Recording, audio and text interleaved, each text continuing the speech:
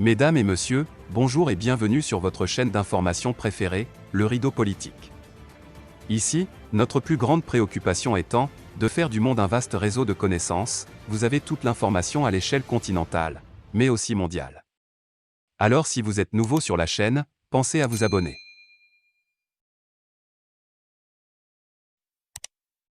Eh bien les amis, si vous êtes abonnés à la chaîne, on peut commencer. Faisons encore ce matin un petit tour du côté du Mali. En effet, très bonne nouvelle nous surgit cet après-midi. 2 importants chefs et 86 terroristes ont été neutralisés par les forces de l'armée malienne.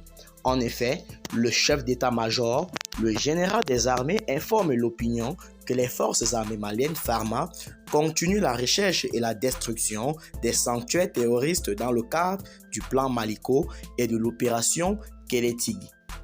Depuis le dernier communiqué hebdomadaire, en date du 6 mai 2022, les FARMA ont consolidé les succès tactiques avec des actions majeures contre des terroristes et de plus en plus fébriles comme suit. En zone sud, dans les régions de Koulataya, Boudungi et Sissoko, les primautés opérationnelles ont porté sur la précision des renseignements et la recherche des terroristes responsables des attaques contre les symboles de l'État. Plus encore, dans la région de Nara et de Kouloutikoro, la précision des renseignements a orienté les actions dans le cercle de Banamba avec, je cite, cadre terroriste. Le bilan de ces actions fait état de, je cite, 12 terroristes neutralisés, 7 terroristes interpellés, 12 motos, des bidons d'essence et du matériel de guerre saisi. Côté FARMA, 2 blessés légers.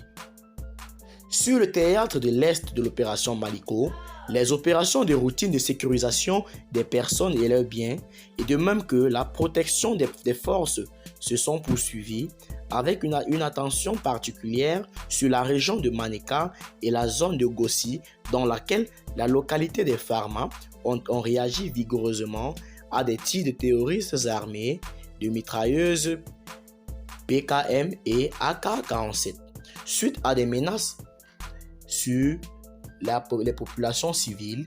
Des vols et réassurances ont été conduits dans le secteur de Gao.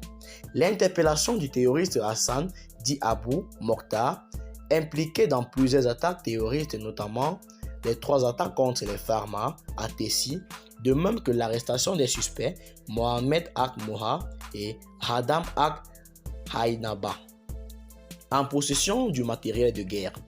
Alors les amis, c'est sur ces thèmes que nous mettrons fin à notre petite minute d'information. Abonnez-vous à la chaîne, partagez la vidéo et à très bientôt pour de nouvelles vidéos. Bye bye.